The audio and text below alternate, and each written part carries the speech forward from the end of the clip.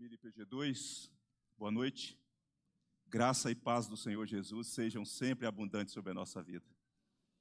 Antes de repartir com vocês a palavra de Deus, queremos dar as boas-vindas, registrar a nossa alegria de ter pessoas aqui em nosso meio, amigos, irmãos, familiares, que vieram para essa noite ímpar, memorável, de culto ao Senhor nosso Deus.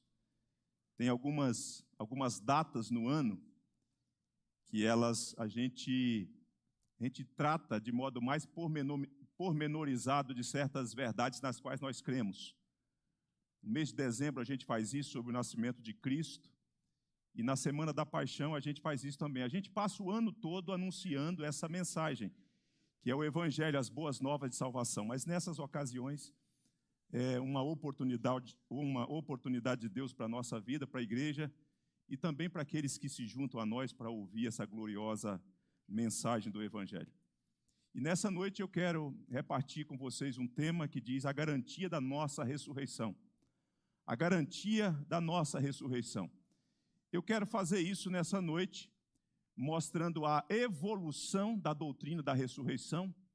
Depois eu quero mostrar como que Paulo estabelece o fundamento dessa doutrina para corrigir equívocos na igreja de Corinto. E depois eu quero mostrar duas implicações pastorais negativas para que os crentes fiquem alertas, uma vez que a doutrina nos chama a atenção para essa vivência da fé na doutrina da ressurreição na sociedade, no mundo onde Deus nos colocou. E depois, por fim, eu vou falar de implicações pastorais positivas a partir da doutrina da ressurreição. Então nós vamos acompanhar essa doutrina pensando na questão da evolução. Veja só, acompanha comigo essa ideia. Ela aparece em outros lugares, quando o Senhor Jesus falou da doutrina da ressurreição, mas eu queria que nós colocássemos um ponto de partida. E o ponto de partida é a aldeia chamada Betânia. Quantos aqui se lembram da aldeia chamada Betânia? Está registrado lá no capítulo de número 11 de João. E naquela aldeia chamada Betânia tinha uma família muito amada pelo Senhor Jesus. Um irmão chamado Lázaro e duas irmãs, uma chamada Maria e a outra Marta. Um dia aquelas irmãs mandaram avisar o Senhor Jesus nos seguintes termos: está enfermo aquele a quem tu amas. E João vai registrar que Jesus não só amava a Lázaro, mas aquela família, aquelas irmãs também. E o Senhor Jesus, quando chega na aldeia chamada Betânia, Lázaro já tinha falecido em consequência da sua enfermidade, faleceu, foi sepultado, e quando o Senhor Jesus chegou lá, já tinha 4 dias que ele tinha sido sepultado. E então ali nós vemos então a evolução da doutrina, quando o Senhor Jesus então vai fazer uma declaração sobre o seu poder sobre a morte. Nos seguintes termos, ele afirma: eu sou a ressurreição e a vida. Quem crê em mim, ainda que morra, viverá, e todo que vive e crê em mim não morrerá eternamente. Crês isto? Então Jesus faz uma declaração extraordinária sobre o seu poder sobre a morte. Mas o Senhor Jesus não só mostra a declaração, não só faz a declaração, a afirmação de quem ele é e do seu poder sobre a morte, mas como ele vai exemplificar o seu poder sobre a morte. Porque uma coisa é fazer declaração, uma coisa é fazer afirmação, e outra coisa é comprovar a afirmação e a declaração que foi feita. E então, para encurtar a história, dentro dessa evolução da doutrina, que a gente vê tanto a partir do conceito, da demonstração e da concretização, o Senhor Jesus se dirige ao túmulo, onde Lázaro estava sepultado. E então, o que ele afirmou, o que ele declarou, ele vai demonstrar agora que ele, de fato, efetivamente, ele tem poder sobre a morte. E ele se dirige ao morto que estava no túmulo há 4 dias, e diz: Lázaro, sai para fora. Que estupendo, que coisa, que verdade gloriosa. Porque talvez alguém pudesse dizer: é mais uma conceituação, mais uma afirmação de um mestre, de um rabi. Não é diferente do que outros fizeram, só que o Senhor Jesus não só afirma e declara, mas como exemplifica, como demonstra o seu poder. E queridos, quando aquele que estivera morto, a voz, o eco da voz do Senhor Jesus, aquela mesma voz que nós lemos no Gênesis, quando então está registrado, haja luz e houve luz, o poder criativo de Deus, agora o Senhor Jesus, Deus encarnado, diz para o morto, sai para fora. A voz penetra nos seus ouvidos, ele que não tinha nenhuma reação diante daquele fato da morte, e então algo miraculoso, poderoso, aquele morto então atende o comando do Senhor Jesus e sai para fora. Com isso, Jesus então faz a amarração da declaração, afirmação, e exemplificou que de fato ele tem poder sobre a morte. Declaração, conceituação, depois demonstração e concretização. Só que a concretização agora ela vai ganhando um volume maior. O que é que eu quero dizer com isso? Que a terceira coisa que está relacionada à evolução da doutrina aconteceria com o próprio Senhor Jesus. No Antigo Testamento, profetas já tinham orado por pessoas que ressuscitaram. No Novo Testamento, nós vamos ver os apóstolos também fazendo isso. Mas não havia nenhum caso sequer de que o morto ressuscitasse sem que houvesse uma súplica, uma intercessão, uma oração. Inclusive na oração, na ressurreição de Lázaro, o Senhor Jesus ergueu a sua voz ao Pai, dizendo, Pai, graças te dou, porque sei que sempre tu me ouves. Só que na pessoa do Senhor Jesus não há ninguém, exceto o poder do próprio Deus, o poder da ressurreição operando no Senhor Jesus. E ele então venceria a morte. Agora ele vencendo a morte, por ser ele o Senhor da morte, a morte não poderia mantê-lo no túmulo, na sepultura. Isso é glorioso. Isso é glorioso. Então tem declaração, conceituação, nós temos também a demonstração do poder do Senhor Jesus e nós temos a concretização na vida do Senhor Jesus, sendo ele recobrado de entre os mortos. Agora, queridos, prestem muita atenção sobre isso, porque pode ser que ouvir essa verdade por meio das canções, por meio das leituras bíblicas, por meio das orações e até de uma conversa de crentes, pode ser que talvez nós banalizemos a doutrina e paramos de perceber a implicação dela na vida de um pecador para a salvação. Então veja só, acompanhe comigo 3 fatos, 3 eventos que são essenciais para a salvação. Acompanhe comigo. O primeiro é a doutrina da encarnação. Não haveria salvação se não houvesse encarnação. Era preciso que o Senhor Jesus se encarnasse, porque ele teria que se identificar conosco, ao mesmo tempo que a oferta que Deus iria oferecer ou propiciar para a nossa salvação tinha que ser eterna, tinha que ser divina, ao mesmo tempo ela tinha que ser humana. O Senhor Jesus tinha que se identificar com aqueles que ele haveria de representar. Por isso, o evento da encarnação é essencial para a salvação dos pecadores. Segundo evento, não haveria salvação se não tivesse havido a crucificação e morte. Então é preciso que a encarnação tivesse acontecido, mas é preciso também que a crucificação e morte e sepultamento do Senhor Jesus também tivesse acontecido como um fato histórico. Agora veja só, aí que está a grande sacada, aí que está a coroação, porque o terceiro evento trata-se da ressurreição. Se tudo que mencionei, encarnação, crucificação, morte e sepultamento, tivesse acontecido, e era necessário que acontecesse, mas não tivesse acontecido a ressurreição, então não haveria salvação. Quantos aqui estão entendendo o que eu estou falando? A encarnação é necessária, porque ele teria que se identificar com os seus. A morte de Jesus era necessária, porque ele teria que ser o nosso substituto, ele teria que ir em nosso lugar para a cruz. E a ressurreição é totalmente essencial como a coroação dos 2 outros eventos e como elemento para a nossa justificação. Está lá na carta de Paulo aos Romanos, capítulo 4, versículo 25. Então, a ressurreição é um elemento, ou é um evento histórico sem o qual não haveria salvação. Queridos, não haveria razão para estarmos aqui. Não haveria razão para nós estarmos aqui se não tivesse tido a ressurreição. E como que nessa ideia de evolução do que a gente está vendo e amarrando esses fatos, você tem, portanto, a comprovação apostólica, que é fundamental para a divulgação da mensagem das boas novas.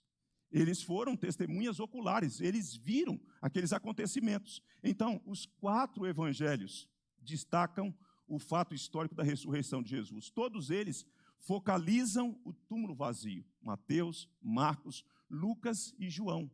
Em todos os evangelhos. Porque esses homens estiveram com o Senhor Jesus, eles conviveram com o Senhor Jesus. Então, eles são credenciados como voz de Deus, como instrumento de Deus para levar essa mensagem. Que mensagem? A mensagem que versa sobre a encarnação, sobre a morte, mas, sobretudo, nessa dimensão do derramamento do Espírito, a mensagem da ressurreição. E a pregação apostólica, então, ela vai contemplar o tempo todo. Eu recomendo que você faça um exercício lendo o livro de Atos dos Apóstolos. Aliás, quero convidar você para ouvir a exposição de Atos nas quartas-feiras. O reverendo Robson e o licenciado Orlando estão intercalando a exposição deste livro, que é maravilhoso, um fortalecimento para a igreja. E na pregação apostólica, o tempo todo, eles desenvolviam a prédica, a didática, o ensino, mas no querigma, na pregação, não faltava o elemento da ressurreição. Porque não faz sentido dizer que o Messias morreu, dizer que o Messias enfrentou tudo aquilo na cruz e ficar só nisso. Se ficar só nisso, não haveria o porquê dos discípulos, dos apóstolos anunciarem, mas eles, entretanto, têm em todo o seu bojo, em todo o conjunto da pregação, esses elementos que são tão essenciais, queridos. E é essa mensagem que vai revolucionar o mundo de então. Virou o mundo de ponta cabeça, como o próprio Lucas registra em Atos dos Apóstolos. Agora, durante a exposição, o que eles faziam? Eles falavam da cruz. Não pode faltar o elemento da cruz. Tem que falar da cruz, sabe por quê? Para que você entenda, para que eu entenda, para que entendamos que Deus não poupou seu próprio Filho na cruz.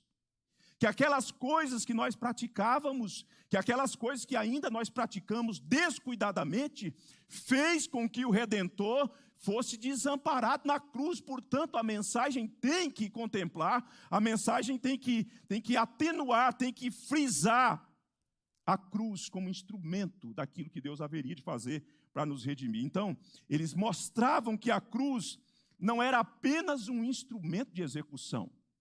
Às vezes nós olhamos para a cruz como um instrumento de execução, é isso também, mas era também um elemento, ou um instrumento, melhor dizendo, de humilhação. De humilhação. O Império Romano não aceitava, tinha uma lei que assegurava que o cidadão romano não podia ser executado com morte de cruz, por conta da humilhação, por conta da tortura. E é na cruz que o Filho de Deus, o bom Filho de Deus, como as nossas crianças e o coral aqui cantaram nessa noite, que foi para a cruz, que experimenta aquilo que nós deveríamos experimentar. Mas jamais faltou na mensagem apostólica o elemento da ressurreição. Tão essencial, tão alentador, irmãos, tão consolador para os pecadores que vão passando pelo processo do tempo, que vai perdendo forças, que ficam doentes, que, em consequência do tempo e de tantas coisas, em algum momento morre. E se você morre sem ter ouvido a mensagem da ressurreição, de que há uma segurança, de que há esperança, você entra numa crise e você não consegue sair desse poço escuro. Mas porque existe esperança, porque existe ressurreição, então você pode ter esperança quanto ao dia de amanhã. Você tem esperança quanto à sua vivência no dia de hoje, mas você tem esperança quanto ao dia de amanhã. Isso é fantástico. Isso é extraordinário. Se isso não traz alento para o nosso coração inquieto, nada mais pode trazer consolo para o nosso coração. Agora, veja só, eu penso que depois da criação, do evento da criação, do Deus que trouxe à existência tudo do nada pelo poder da sua palavra, eu penso que a ressurreição do Senhor Jesus é o maior acontecimento de toda a história da humanidade depois da criação. Eu penso que é o maior evento da história da humanidade depois da criação. Agora, queridos, é um milagre de Deus fazer com que a gente consiga perceber esses fios conectivos da profecia, das promessas, de como que isso se amarra com o evento da sexta-feira, com o domingo. Porque aqueles discípulos que estiveram pertinho do Senhor Jesus, eles ouviram isso fartamente. O Senhor Jesus os instruiu, os alertou que o Filho do Homem haveria de ir para a cruz, que ele haveria de padecer, mas que ele haveria de ressuscitar. Mas quando efetivamente a coisa acontece, eles ficam atordoados, eles ficam desesperançados, tristes, abatidos. Mas quando as mulheres foram ao sepulcro pela manhã de domingo, de madrugada, como o reverendo Robson já o leu aqui em Lucas hoje, e elas então contaram, especialmente para Pedro e João, eles foram, portanto, nessa dimensão de receber as informações, primeiro as mulheres, por meio dos anjos, que foram lá e contemplaram, e depois elas anunciam, contam para João e Pedro, e eles foram os primeiros a constatarem que o túmulo estava vazio. Pedro e João viram o túmulo vazio, mas eles não tinham segurança de que, de fato, ele tinha saído dali. Eles ainda não conseguem concatenar, eles não conseguem juntar essas peças que têm a ver com o que Deus disse no Antigo Testamento por meio de profecias e promessas e com aquele evento da sexta-feira tão sombrio, tão marcante, que os sacudiu na existência deles. Mas também, para não falar de todos eles, tem um outro personagem chamado Tomé, que também ouviu. Ele ouviu, ele não presenciou, ele não foi lá no túmulo como Pedro e João foram, e as mulheres foram, mas ele foi aquele tipo de camarada que escancarou o coração. Talvez os outros também estivessem numa expectativa ou numa perspectiva parecida com a de Tomé, mas Tomé, ele tem esse traço, faz parte dele. Ele então foi categórico, ele falou assim: olha, eu só acredito se eu contemplar com os meus olhos. E tem uma, não basta contemplar com os meus olhos, eu preciso colocar as mãos nas cicatrizes. Eu vi quando o soldado abriu o lado do Senhor Jesus com a lança, eu tenho que colocar o dedo ali. Por que isso, queridos? Porque a princípio os discípulos, eles não conseguiram assimilar o evento da sexta-feira com o evento do domingo. Como assim? Nós lançamos a nossa esperança, as nossas fichas, naquele que críamos que era o Messias e de repente ele morre na cruz. Um vexame, uma humilhação, ele ficou despido, ele foi despido diante dos olhos das pessoas. Os santos anjos olhavam do céu e não puderam fazer nada. E vocês então me dizem que ele é o Messias. Eles não conseguem ajustar e conectar esses fios do Antigo Testamento com esses eventos. Diversas promessas, diversas profecias apontavam para essa necessidade do padecer e do ressuscitar do Senhor Jesus. Mas os discípulos não conseguiram conectar o evento da sexta-feira da paixão com o domingo da ressurreição. Agora, veja só, esses homens são aqueles que estiveram pertinho do Senhor Jesus.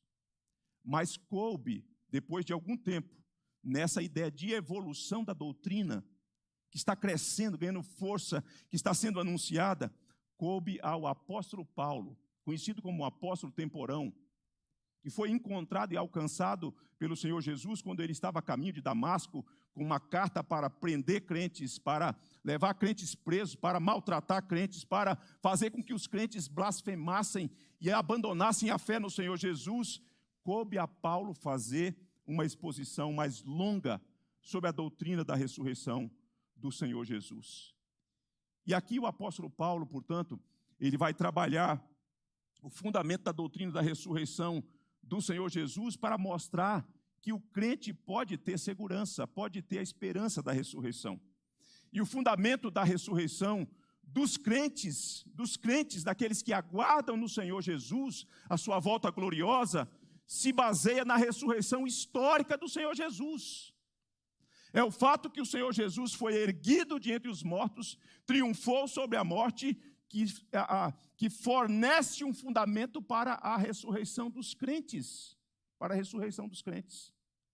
Se você tombar antes da volta do Senhor Jesus, saiba que por ocasião da volta do Senhor Jesus, Ele vai se dirigir a você e a todos aqueles que partiram do Senhor Jesus, com a sua voz de poder, e vai chamar, e vai recobrar aqueles que partiram na esperança da ressurreição. Por quê? Porque a morte do Senhor Jesus é esse fundamento sólido que concede segurança aos crentes. Por isso o apóstolo Paulo, ele tem todo cuidado de oferecer um fundamento sólido para os seus leitores. E, portanto, eu chamo a sua atenção para que a gente leia, a princípio, o que Paulo vai dizer na carta aos Coríntios, no capítulo 15. Olha só que magnífico quando ele chega no meio da carta, no versículo 20, e ele vai dizer: mas de fato, Cristo ressuscitou dentre os mortos, sendo ele as primícias dos que dormem. Visto que a morte veio por um homem, fazendo alusão a Adão, também por um homem veio a ressurreição dos mortos. Porque assim como em Adão todos morrem, assim também todos serão vivificados em Cristo. Cada um, porém, por sua própria ordem. Cristo as primícias, o primeiro, depois os que são de Cristo na sua segunda vinda. Quando é que Paulo faz essa afirmação? Depois que ele avança apresentando fundamentos sólidos para construir essa ideia e corrigir um equívoco. Deixe-me fazer uma digressão. O apóstolo Paulo, quando ele escreve essa carta, em todos os capítulos, ou quase todos os capítulos que antecedem a esse, Paulo está corrigindo equívocos. Nos primeiros capítulos, Paulo está dizendo o seguinte: olha, eu fui informado que no meio dessa igreja tem uns grupinhos aí, umas tribos, de pessoas que se julgam maduras na fé, mas esses traços demonstram que, na verdade, eles são imaturos. Pessoas que dizem: não, eu sou de Paulo. Um outro grupinho diz: eu não sou de Paulo, eu sou de Apolo. Um outro grupinho dizia: eu não sou nem de Paulo, nem de Apolo, eu sou de Cefas. E um outro grupo, pensando que era mais espiritual, dizia: não, eu não sou nem de Paulo, nem de Cefas, nem de Apolo, eu sou de Cristo. Paulo diz: sabe o que é isso? Sinal de imaturidade. Quando você encontra crente que gosta de grupinhos, que faz partidarismo dentro da igreja, Paulo chama isso de imaturidade. Crente que está precisando de beber leitinho, mamadeirinha, chuquinha. Lembra da chuquinha? Lembra da chuquinha? Quem aqui lembra da chuquinha? Só quem tem filho, né? Só quem tem filho e quem foi bebê já está mais crescido. E aí Paulo vai corrigindo equívocos. Corrigindo equívocos de crentes que estavam levando seus irmãos para serem julgados nos tribunais, corrigindo equívocos sobre a questão de casamento, corrigindo equívocos sobre a questão de consumo de carne que era sacrificada a ídolos, corrigindo equívocos sobre a liderança masculina, essa questão no seio da igreja, corrigindo equívocos sobre a participação da ceia, corrigindo equívocos quanto à questão dos dons espirituais, e quando chega aqui, então, Paulo está corrigindo equívoco sobre a compreensão da doutrina da ressurreição. Quantos aqui estão comigo? É importante vocês ficar comigo aqui. E aí Paulo, então, vai trabalhar isso. Como é que ele faz? No primeiro momento, para mostrar esse fundamento sólido, para chegar nessa declaração: mas de fato Cristo ressuscitou dentre os mortos, sendo ele as primícias dos que dormem. Para chegar a esse ponto, Paulo foi lançando o fundamento. Que fundamentos são esses? Primeiro, o apóstolo mostra o fundamento da Escritura. Então veja só que no capítulo 15, ele vai dizer isso nos versículos de número 1, 2, 3 e 4. Ele vai dizer: irmãos, venho lembrar-vos o evangelho que vos anunciei, o qual recebestes e no qual ainda perseverais. Por ele também sois salvos, se retiverdes a palavra tal como vos-la preguei, a menos que tenhais crido em vão. Que evangelho é esse que Paulo pregou? E aí Paulo define, sintetiza esse evangelho no versículo 3 e 4.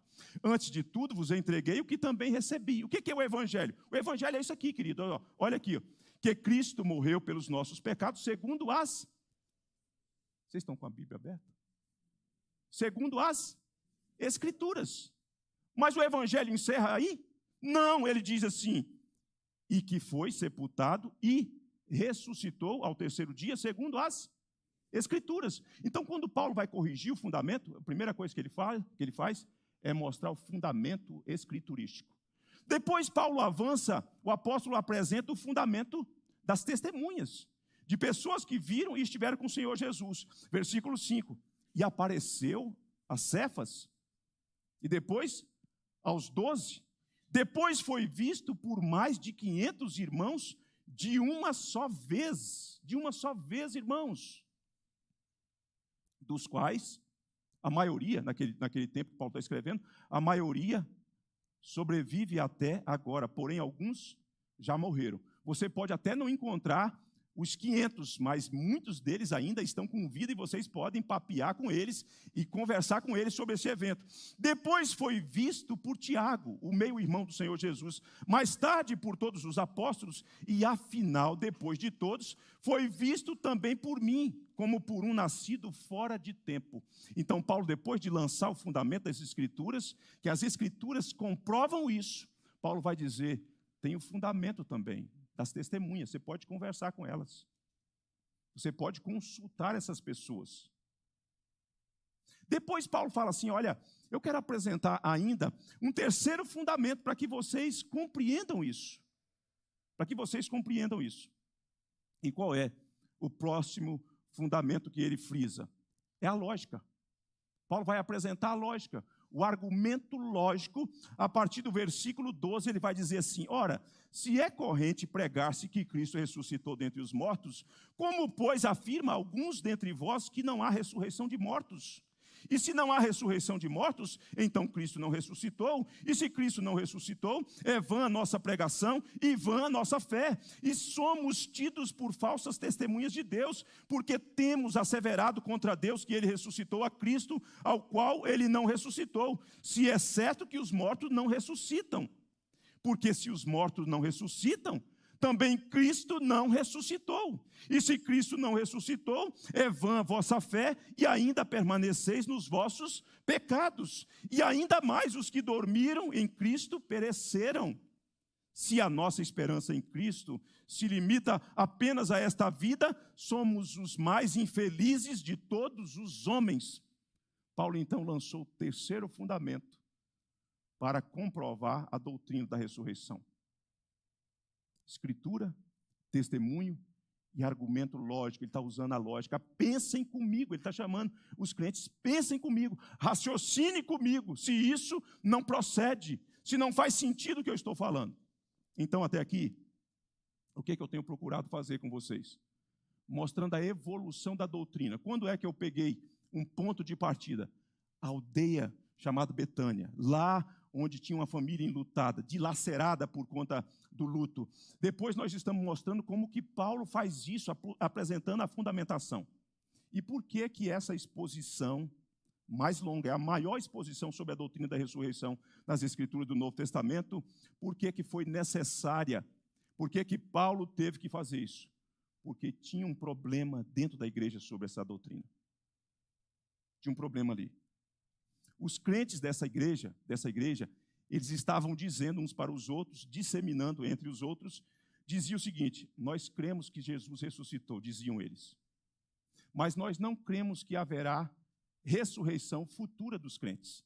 É por isso que Paulo usa o elemento da lógica, mostrando para eles. Ele começa, quando é que ele destaca e como que nós vemos o problema o qual Paulo está trabalhando e vai evoluindo, construindo para trazer implicações pastorais.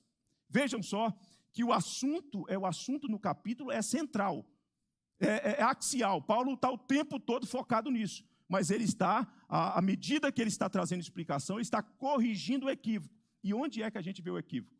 O equívoco ele pontua quando ele faz a pergunta no versículo 12.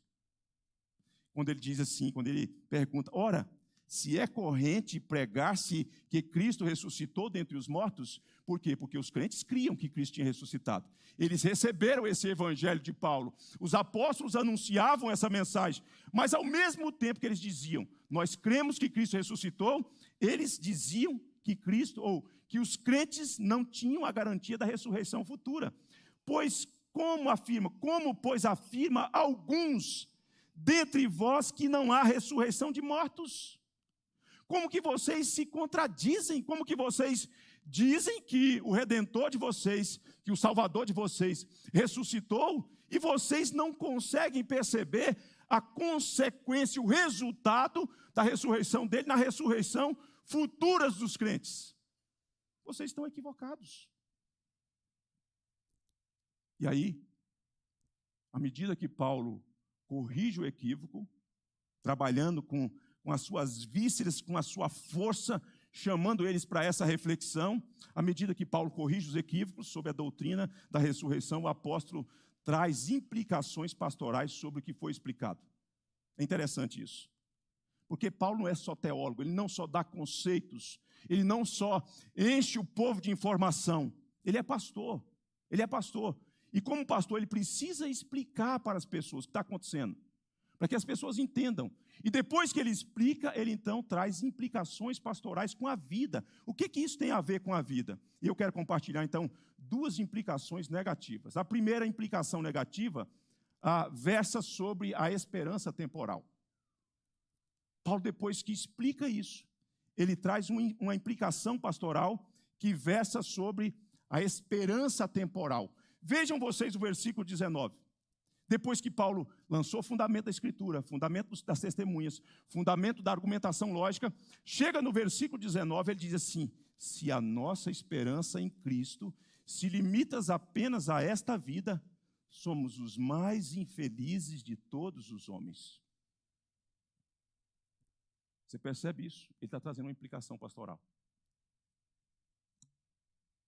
Ô querido, se você acredita em Jesus, que Jesus ressuscitou, como aqueles cristãos estavam fazendo dentro da igreja, mas você só quer um Jesus para te trazer satisfação emocional para essa vida, para esse momento, e você não pensa no desdobramento para além das cortinas, no momento que fechar os olhos, se você quer um Cristo apenas com quem você possa contar para essa existência, talvez falar para ele dos seus aperreios, talvez contar para ele das suas dificuldades, das coisas que te amedrontam, muito embora isso seja legítimo, mas se o Cristo no qual você tem se apegado, ele é só para essa vida, Paulo está falando, você faz parte de um grupo de pessoas que são as mais infelizes. Primeiro, por quê? Porque você talvez tenha deixado de dar vazão aos prazeres da sua carne para ficar apegado a um Cristo que é temporal e que você não consegue vislumbrar a eternidade, que é só para essa vida. Essa esperança é uma esperança que o mundo tem em outros meios, em outros recursos. Talvez uma esperança na política, talvez esperança na economia, talvez a esperança no plano de saúde. É coisa temporal. É coisa temporal. Se a nossa esperança em Cristo se limita apenas a esta vida em que a gente conta a segundo, minutos, horas, dias, semanas, meses, anos, nós seremos considerados os mais infelizes dentro da categoria de seres humanos, queridos. Paulo está dizendo, não basta crer que Cristo ressuscitou, mas não olhar para a vida para além desses horizontes temporais. Não adianta nada, não adianta nada. O que você faria? O que você faria se chegasse alguém para você e dissesse, fulano, a ressurreição do Senhor Jesus, como um fato histórico, não aconteceu? O que você faria? A pessoa chegasse para você e dissesse assim, João, José, Joana, Maria, Elizabeth, não sei quem, a ressurreição de Jesus como fato histórico, conforme você aprendeu desde cedo nos evangelhos, pela mensagem dos apóstolos, ela não aconteceu. Ela não aconteceu, mas a mensagem é boa. A mensagem é boa, então continue anunciando essa mensagem para levar algum tipo de esperança para as pessoas. O que você faria? O que você faria? Que razão teria um missionário de ir para os campos hostis, onde a perseguição existe, onde as pessoas são mortas por conta da fé, se a visão, se a esperança em Cristo fosse apenas para essa esfera? Por que nós haveríamos de levantar recursos para mandar alguém só para dizer que uma mensagem traz um certo conforto temporal para as pessoas? Não faria sentido, queridos. Eu não gostaria desse tipo de vida. Eu deixei os prazeres da carne, porque quando me falaram do Evangelho, o Evangelho me deu uma perspectiva de existência para além dessa vida, que tem a ver com dias, com semanas, com meses, com anos. Eu passei a perceber que a minha existência para Deus tem valor não só para essa esfera, mas para a esfera atemporal, para a esfera eterna. E é lá que eu quero viver, é onde Cristo se encontra que eu quero viver. Eu não quero alguma coisa que me traz um cafuné, que massageie o meu ego apenas para essa vida. E se você quer alguma coisa para isso, eu digo a você, você está perdendo o seu tempo. Está perdendo o seu tempo. Você está perdendo o seu tempo. Então Paulo traz uma implicação pastoral a partir do evento histórico da ressurreição do Senhor Jesus. Os discípulos, queridos, os apóstolos, eles fizeram o que fizeram, enfrentaram toda a sorte de oposição, porque eles sabiam que aquilo era verdade. Cristo saiu do túmulo e ele assegura vida eterna para todo aquele que nele crê. Isso é maravilhoso. Se você diz que acredita na ressurreição de Cristo, mas, entretanto, não acredita na ressurreição futura do corpo, na ressurreição física, então a sua esperança é uma esperança temporal. A sua fé é uma fé utilitarista. Eu estou precisando de uma bênção para esse momento. Então, eu vou chegar e vou mencionar o nome do Senhor Jesus. Alguma coisa como algum tipo de mágica. Isso não serve para nada. Isso não serve para nada.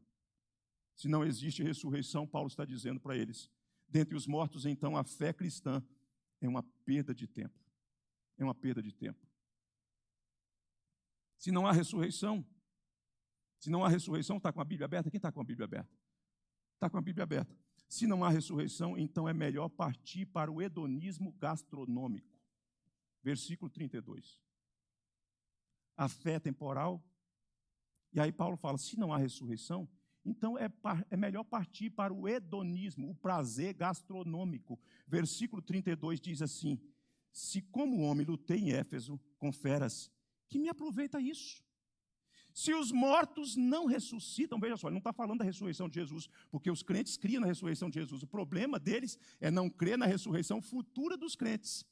Se não há ressurreição, se os mortos não ressuscitam, melhor dizendo, comamos e bebamos, que amanhã morreremos. Vamos partir para o hedonismo, para os prazeres gastronômicos. Beber e comer é coisa boa? Hein? Pastor que o diga, né? Alguns não, alguns estão de dieta, né? Comer e beber é coisa boa demais da conta, gente. Né? Você aprecia um prato e de repente aquilo, né? Você fecha os olhos ali degustando, percebendo cada sabor, diferenciando. E você ao final exclama, isso é divino, isso é maravilhoso.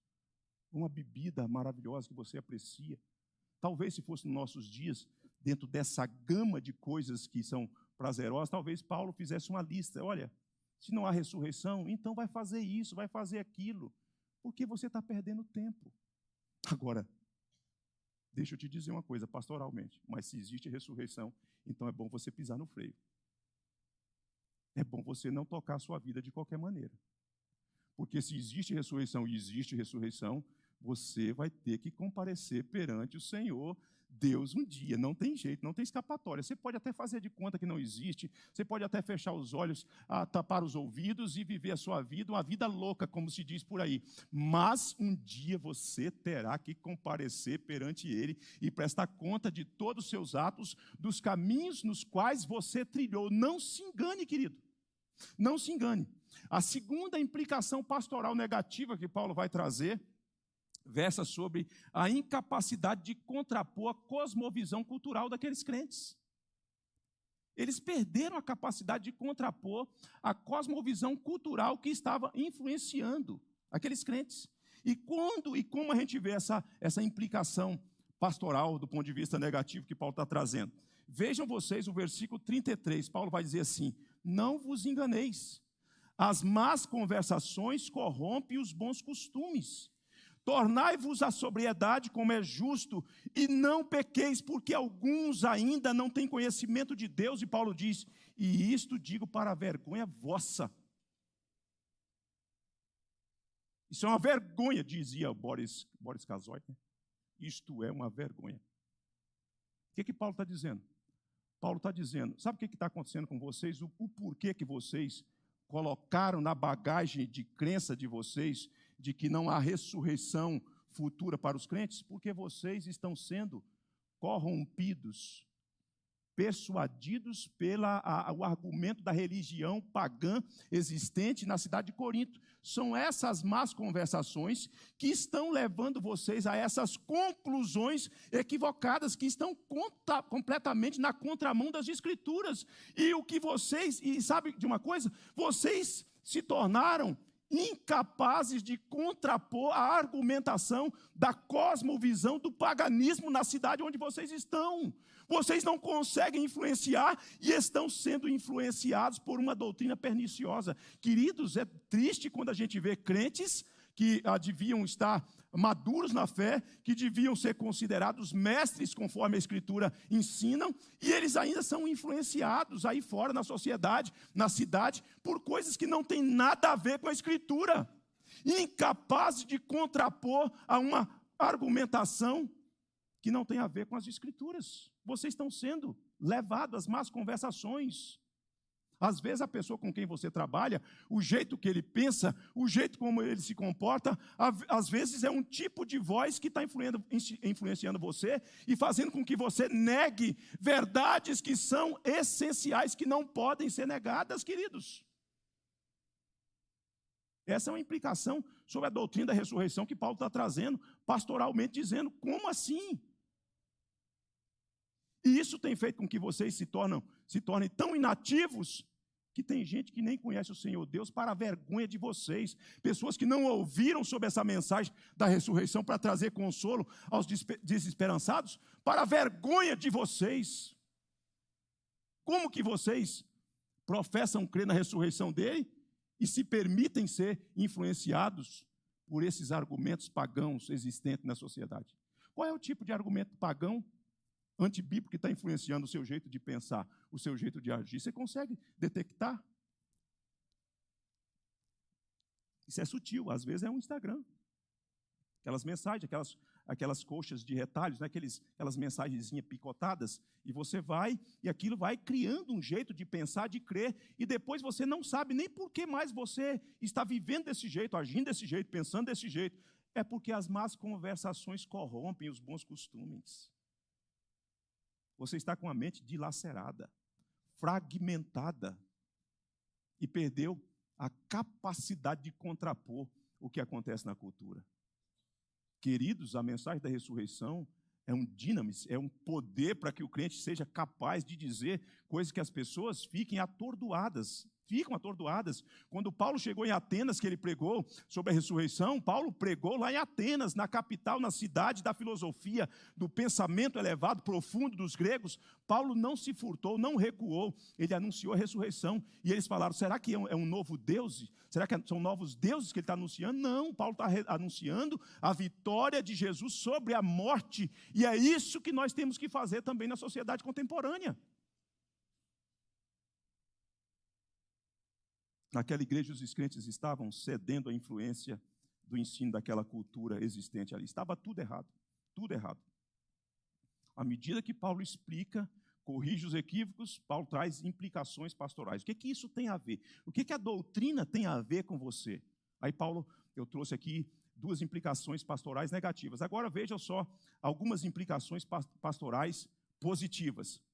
A ressurreição mostra que o poder do pecado foi derrotado.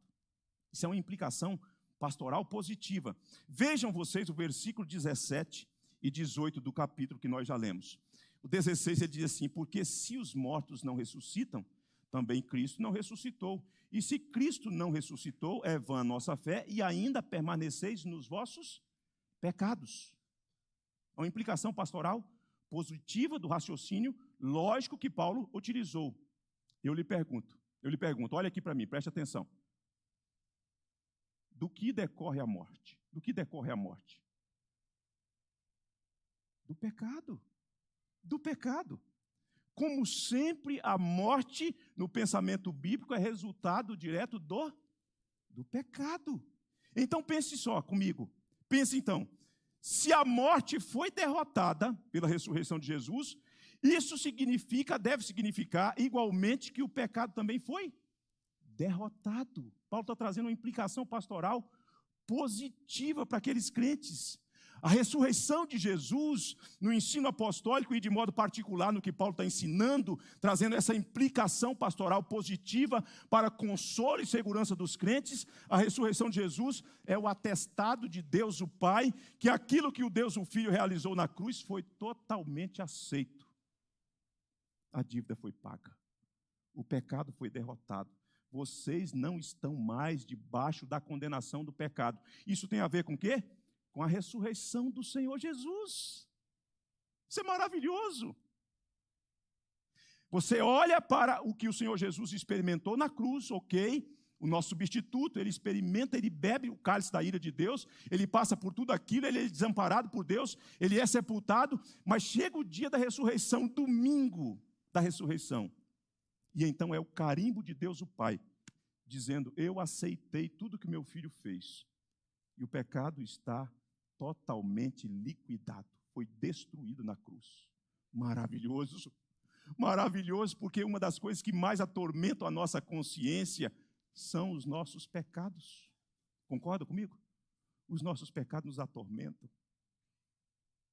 O crente salvo, às vezes, escorrega aqui e ali, e ele fala, por que de novo? Meu Deus, que teimosia do meu coração, como assim? Já faz tanto tempo.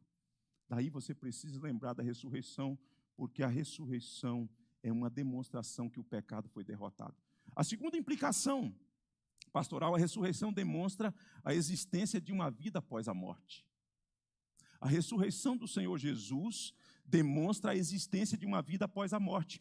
Olha os versículos que nós já lemos do capítulo 15, versículo 20, mas vale muito a pena reler de novo, diz assim, mas de fato, Cristo ressuscitou dentre os mortos, sendo ele as primícias dos que dormem.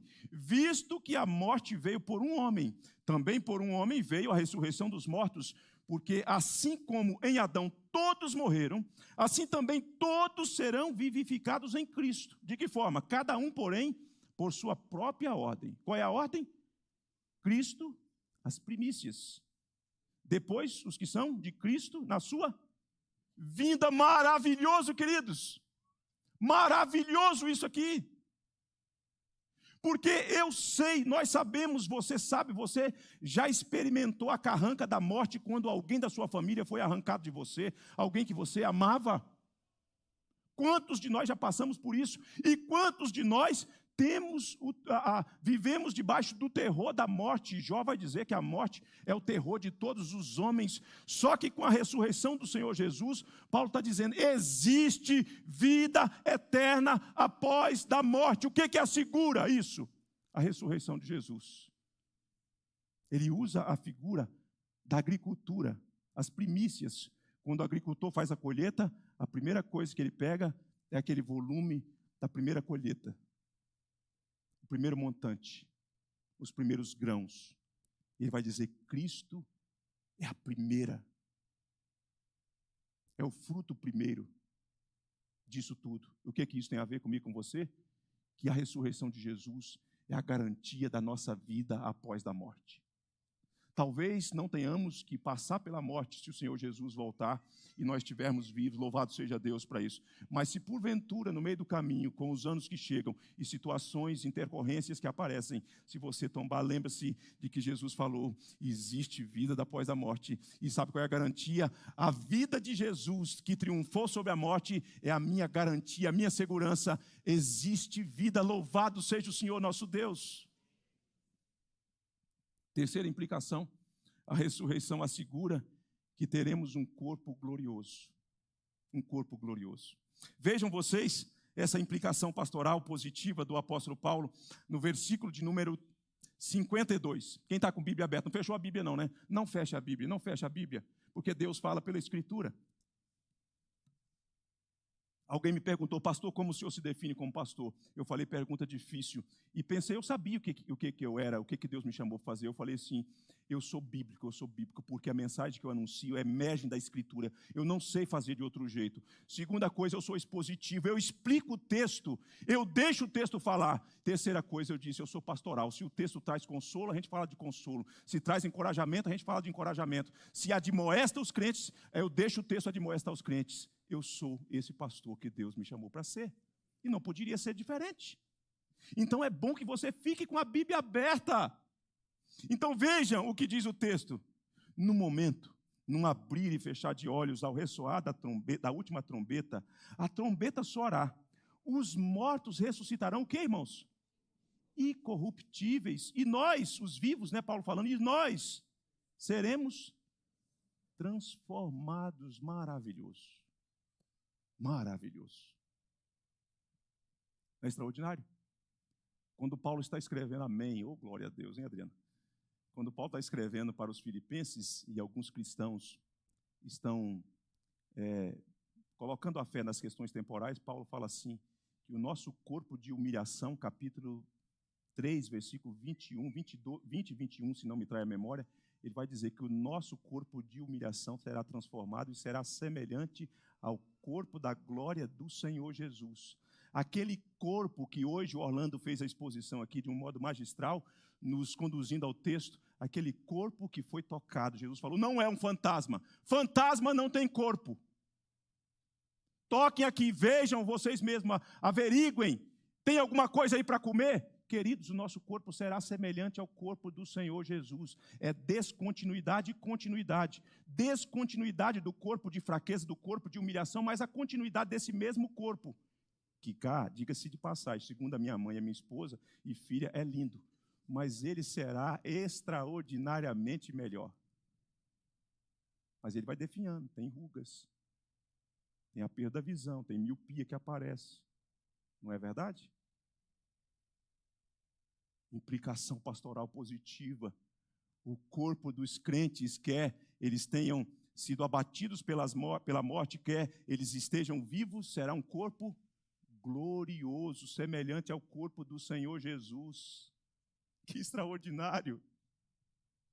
Uma das coisas que nós mais nos preocupamos na geração contemporânea é com o corpo, não é verdade?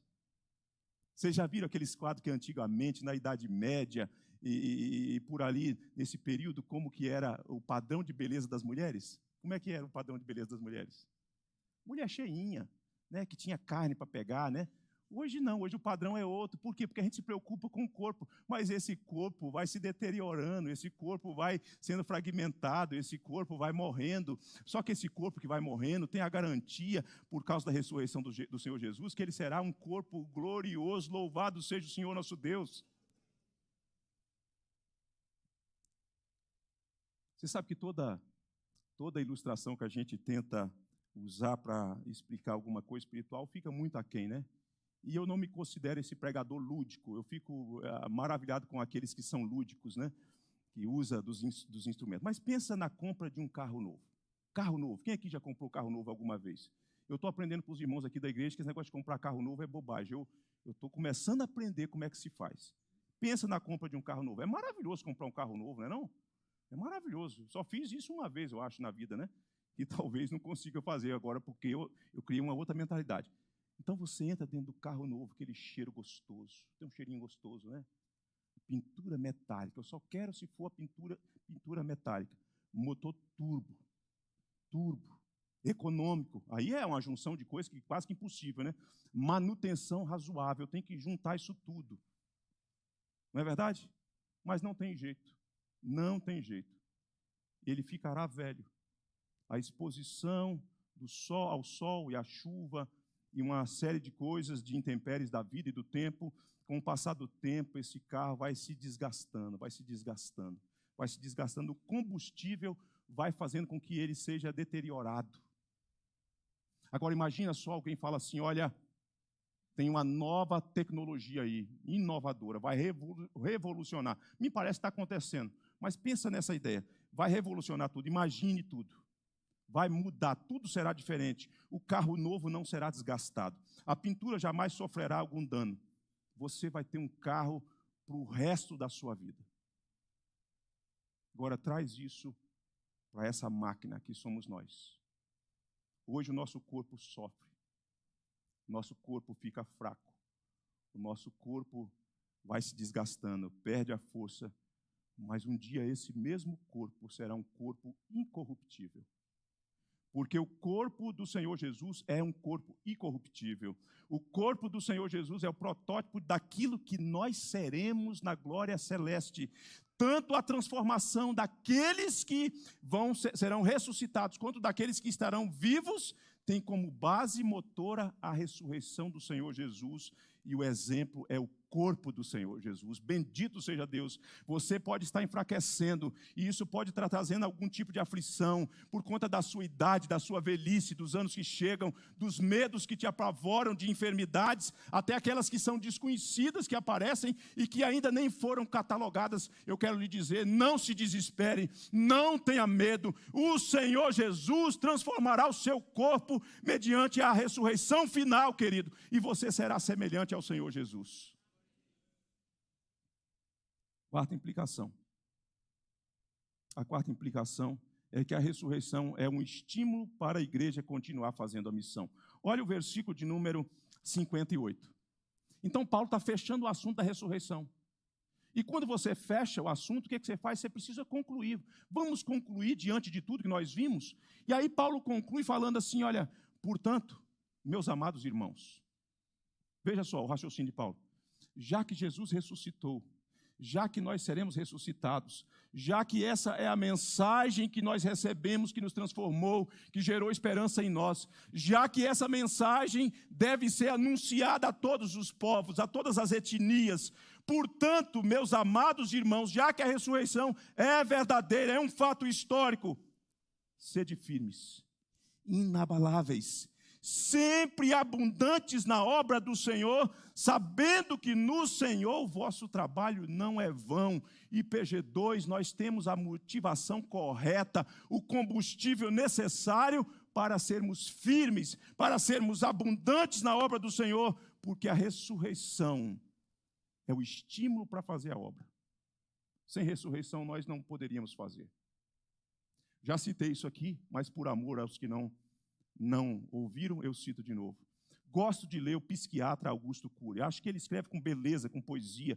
E então, lendo um livro dele, ele falou assim: a morte de Jesus fez os discípulos revolucionar o mundo. Errado. Errado. Não foi a morte. Foi a ressurreição do Senhor Jesus que fez os discípulos revolucionar o mundo a partir do poder do Espírito Santo sobre eles e sobre nós, sobre a IPG2, sobre a nossa vida, queridos.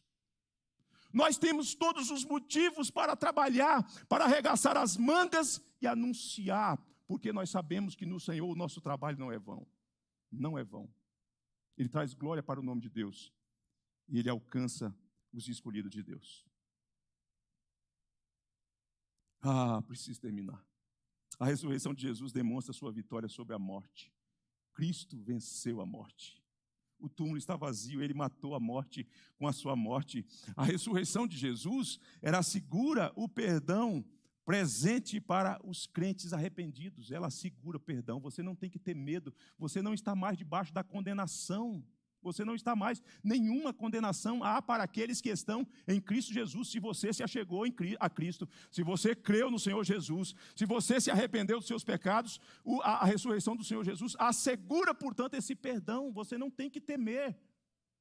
Deus não é mais, não está de olho em você como um juiz para te punir. Ele é o teu Pai, Ele é o teu Pai, querido. Terceiro, o cristão descansa na certeza da ressurreição de Cristo. Fora disso, o coração humano não encontra verdadeiro descanso. A ressurreição traz descanso para esse coração inquieto, desassossegado. Queridos, a crucificação sem a ressurreição de Jesus faz tudo parecer um final tristonho. A ressurreição sem a crucificação sem a ressurreição faz tudo parecer um final tristonho, sem esperança, nublado, turvo. Mas porque existe ressurreição, o sol brilha e nós não precisamos ter medo do amanhã. A ressurreição, ela faz com que a vida seja uma festa. A vida é uma festa, queridos. A vida é marcada por muitos embates, mas porque Jesus venceu a morte, porque teve começo lá no túmulo vazio onde o Senhor Jesus estava, nós podemos viver esperançosamente, deleitosamente, aguardando a vinda do Senhor Jesus. Querido, assim como teve a crucificação, assim também teve a ressurreição. O nosso Redentor não está lá mais. Ele está sentado à direita de Deus, o Pai, de onde Ele intercede por nós. Na ressurreição de Jesus, está assegurado também a nossa ressurreição. Não tenha medo. Não tenha medo. Ele venceu e Ele traz você, chama você para descansar nessa bendita verdade da ressurreição. Talvez você veio aqui nessa noite e você tem medo de morrer. Eu te entendo. Eu te entendo. Eu quero viver um pouco mais. Mas não é porque eu tenho medo de morrer. É porque eu acho que a vida é boa para ser vivida. Mas se você tem medo de morrer, eu quero te dizer que há esperança para você em Cristo. Basta você crer no Senhor Jesus. Basta você crer no que Ele fez na cruz. Ele resolveu de uma vez por todas o que nós não podíamos resolver. Basta você confiar no Senhor Jesus e se arrepender dos seus pecados. Porque a Bíblia diz que todo aquele que crê em Jesus como Senhor e crê que Ele ressuscitou de entre os mortos será salvo, diz a palavra de Deus. Que você não volte para casa sem colocar a sua cabeça no travesseiro nessa noite, com essa esperança arraigada no seu coração. Por conta do que Jesus fez. Que o Senhor Jesus te abençoe grandemente, dando-te alegria, descanso, esperança e gozo perenemente por conta da ressurreição do nosso eterno e glorioso Redentor. Quero convidar você a ficar em pé. Quero convidar o querido pastor, reverendo Robson, a orar com você por você.